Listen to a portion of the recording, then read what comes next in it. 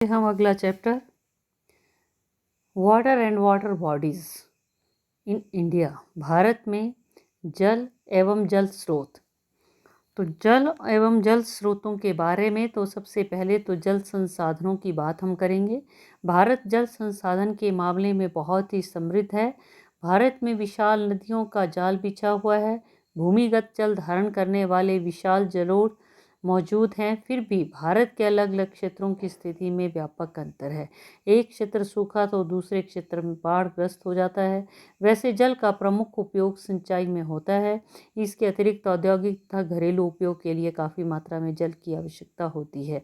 देश में औसत वार्षिक जल उपलब्धता 1869 बिलियन क्यूबिक मीटर अनुमानित है। इसमें से उपयोग में लाया जाने वाला जल संसाधन 1123 बिलियन क्यूबिक मीटर है, जिसमें 690 BCM बिलियन क्यूबिक मीटर सतह जल और 433 BCM भूजल है। तो हम इन्हीं संसाधनों के बारे में और जल स्रोतों के बारे में आज जानकारी प्राप्त करेंगे।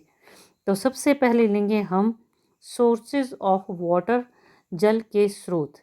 जल संसाधनों को दो विशिष्ट श्रेणियों में बांटा जा सकता है: भूपृष्ठीय जल संसाधन एवं भूमिगत जल संसाधन। इसमें प्रत्येक श्रेणी पृथ्वी की जल प्रवाह प्रणाली का एक भाग है, जिसे जल चक्र कहा जाता है। जल चक्र की उत्पत्ति हिम एवं जल द्वारा होती है। उक्त दोनों श्रेणियां एक दूसरे पर निर्भर है तथा एक का लाभ स्पष्ट दूसरे की हानि है।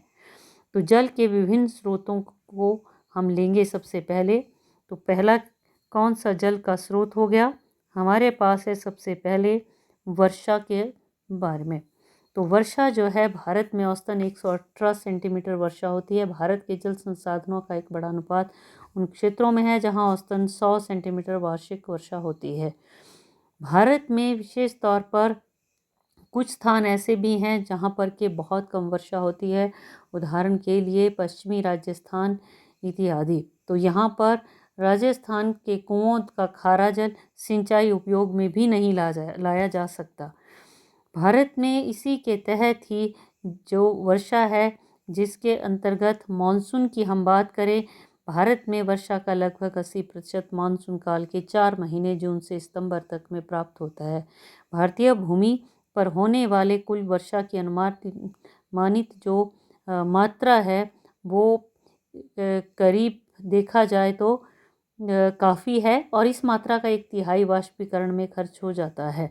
तो दूसरा है हमारे पास भूतल प्रवाह। तो जल स्रोतों में एक तो हो गया वर्षा और दूसरा भूतल प्रवाह। तो भूतल प्रवाह ये दूसरा है। भूपृष्ठीय जल कई प्रकार से भूमिगत जल के पुनः संचयन में योगदान देता है, जैसे नदियों के समृद्ध प्रवाह, प्राकृतिक झीलों, तालाबों, कृत्रिम जल भंडारों, बांधों, नहरों से होने वाले रिसाव, सिंचाई से वापसी प्रवाह द्वारा। और इसी के तहत ही देखा जाए तो नदियों को वर्षा के अतिरिक्त बर्फ पिघलने से भी जल जो है प्राप्त होता है। तो हम भूतल प्रवाह में क्या क्या लेंगे, हमारे पास हैं झीलें, जलप्रपात और भौम जल। झीलें जो हैं, झील जल का वो स्थिर भाग है जो चारों तरफ से स्थलखंडों से घिरा होता है। सामान्यतः रूप में झील भूतल के वे विस्तृत गड्ढे हैं जिसमें जल भरा होता है। झीलों का जल प्रायः स्थिर होता है। झीलों की एक महत्वपूर्ण विशेषता उनका खारापन होता है, लेकिन अनेक झीलें मीठे पानी की भी होती हैं। झीलें भूपटल के किसी भी भाग पर हो सकती है। ये उच्च पर्वतों पर तथा पठारों और मैदानों पर भी मिलती हैं। वह स्थल पर सागर तल से नीचे भी पाई जाती हैं।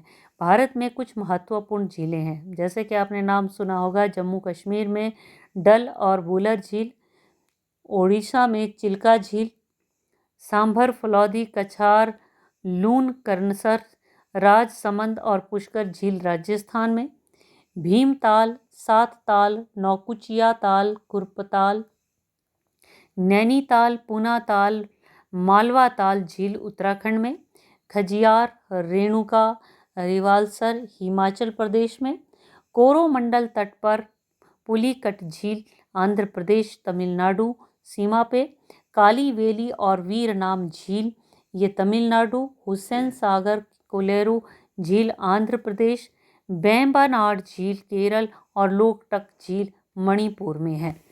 तो झीलों में भी जल जो है पर्याप्त मात्रा में पाया जाता है और ये भी हमारा एक बहुत बड़ा जल का स्रोत है। फिर है हमारे पास जलप्रपात, वाटरफॉल्स जिनको कहते हैं। तो वाटरफॉल या जलप्रपात जब किसी पर्वत इत्यादि की अत्यंत ऊंचाई से बड़ी मात्रा में जल गिरता है तो जलप्रपात की सृष्टि होती है। ये कई कारकों जैसे शैलों की सापेक्ष प्रतिरोधकता या इसी के साथ साथ अन्य प्रकार से ये जो जल है जलप्रपात या बहुत बड़ा झरना जिसको हम कहते हैं ये बन जाता है। जिसमें भारत में कुछ प्रमुख जो है जलप्रपात जिसमें जोग, पायकारा, शिव समुद्रम, गोकक, येन्ना इत्यादि। जोग जो है महाराष्ट्र और कर्नाटक की सीमा पर शरावती नदी पर 250 मीटर इसकी ऊंचाई। पायकारा नीलगिरी के पर्वतों में पायकारा नदी पर 90 मीटर ऊंचाई से गिरता है। शिव समुद्रम कावेरी नदी पर इसमें पानी लगभग 100 मीटर की ऊंचाई से गिरता है। गोकक या बेलगांव में गोकक नदी पर इसकी ऊंचाई 54 मीटर है। येना महाबलेश्वर के निकट ऊंचाई 180 मीटर। तो ये अगला जो है हमारे पास भूतल प्रवाह के अंतर्गत आता है। फिर लेंगे हम भौम जल के बारे में। भौम जल सभी प्रकार का वो जल जो पृथ्वी की ऊपरी सतह के नीचे स्थित होता है भूमि जल या भौम जल कहलाता है। भौम जल का मतलब है भूमि जल, भूमि के नीचे जल।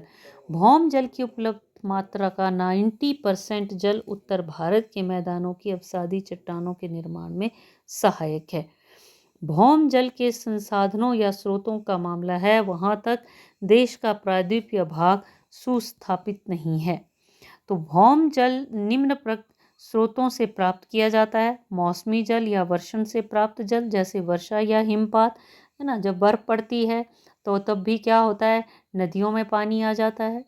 गर्मियों में वो जब बर्फ़ पिघलती है या फिर बारिश होती है तो बारिश से भी नदियों में पानी आता है। आग्नेय चट्टानों में अवसादीकरण के कारण परतदार चट्टानों के मध्य उनके जन्मकाल का जल, गर्म पिघलते द्रव्यमान से जलधारा के कारण जल। तो ये जो है ये है भौम जल। आगे लेंगे हम भारत में भौम जल के स्रोत। भौम जल के कौन कौन से स्रोत हैं?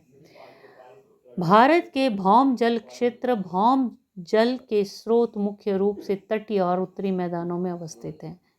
पहला है प्री कैम्ब्रियन क्रिस्टलिन प्रदेश। ठीक है, पहला आ जाता है यह है भारत के भौम जल जिसमें प्री कैम्ब्रियल क्रिस्टलिन प्रदेश। खनिजों की सघनता के कारण ये चट्टान जो है क्रिस्टलिन चट्टान भौम जल का अच्छा स्रोत नहीं होती, मात्र दूसरी अवस्था में ही जल की उपलब्धता सुनिश्चित हो जाती है। भारत का आधा क्षेत्र जैसे तमिलनाडु, कर्नाटक, महाराष्ट्र, आंध्र प्रदेश, अरावली भाग में प्री कैम्ब्रियन चट्टानें हैं। भौम जल प्रो कैम्ब्रियन अपक्षयित ग्रेनाइट, नीस, कायांतरित इत्यादि में उपस्थित होता है। फिर दूसरा है हमारे पास प्री कैम्ब्रियन अवसादी। प्री कैम्ब्रियन अवसादी प्रदेश मुख्य रूप से चूना पत्थर, बलुआ पत्थर, स्पंडात्मक शैल एवं शैल के कुडप्पा तथा विंध्य बेसिन तक सीमित है। फिर अगला है गोंडवाना अवसादी। गोंडवाना अवसादी जो है ये कोयला खदानों के साथ साथ बलुआ पत्थर, ग्रीट्स शैल की चट्टानें, कई जगहों पर चूना पत्थर और आग्नेय चट्टानें भी दिखाई देती हैं। फिर है दक्कन ट्रैप प्रदेश। तो दक्कन ट्रैप प्रदेश, दक्कन ट्रैप ज्वालामुखी उद्गार से बना है जो अपने में सभी प्रकार के पहले से अस्तित्व में रहे स्थलाकृति विशेषताओं को समेटे हुए है। फिर है गंगा ब्रह्मपुत्री कच्छारी प्रदेश। उड़ीसा, बंगाल, असम, बिहार उत्तर प्रदेश तक फैला हुआ है ये, और देश का सर्वाधिक समृद्ध भौम जल क्षेत्र है। उसके बाद है हिमालय। हिमालय जो है, हिमालय प्रदेश अपनी विविध संरचनात्मक एवं भौगोलिक बनावट के कारण इस क्षेत्र में मुश्किल ही पुनर्भरण होता है तथा इसलिए भौम जल संग्रहण या भंडारण में मध्यवर्ती साबित होता है। इसके बाद लेंगे हम भौम जल स्तर क्षरण। भौम जल स्तर क्षरण निम्न कारण भारत में भौम जल स्तर के क्षरण हेतु जिम्मेदार ठहराए जा सकते हैं। जल का अवांछित अवशोषण, जल के अन्य स्रोतों की अनुपलब्धता के कारण भौम जल पर विशेष रूप से निर्भरता, नगर निगम द्वारा आपूर्ति किए जाने वाले जल की मात्रा एवं समय के संदर्भ में लोगों की इस पर अविश्वसनीयता उन्हें अपने निजी स्रोत की तरफ धकेलती है। जल संरक्षण एवं भंडारण के परंपरागत स्रोतों जैसे गांव का तालाब, बाउली, टैंक का दुरुपयोग, जिस कारण भौम जल विकास पर दबाव पड़ता है। तो इस तरह से हम देखते हैं कि विशेष तौर पर बहुत से जो हैं ये हमारे पास जल से संबंधित संसाधन भी हैं, झीलें हैं, जलप्रपात हैं और भौम जल इत्यादि है। तो आज हम इतना ही पढ़ते हैं। कल अगले जो वीडियो है उसमें हम लेंगे जन संसाधन का मानव के लिए उपयोग, किस तरह से जल का उपयोग जो है मनुष्य ने किया है और किस तरह से हमने जल को जो है प्रदूषित करना शुरू किया है। इसको हम अगले वीडियो में लेंगे।